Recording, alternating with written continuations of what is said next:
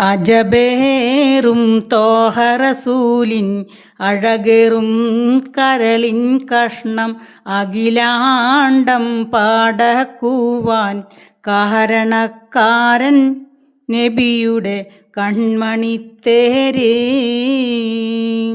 മുഞ്ചേറും Fathima Beevi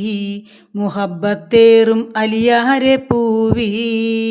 മുഞ്ചേറും Fathima Beevi മുഹബ്ബത്തേറും അലിയാരെ പൂവി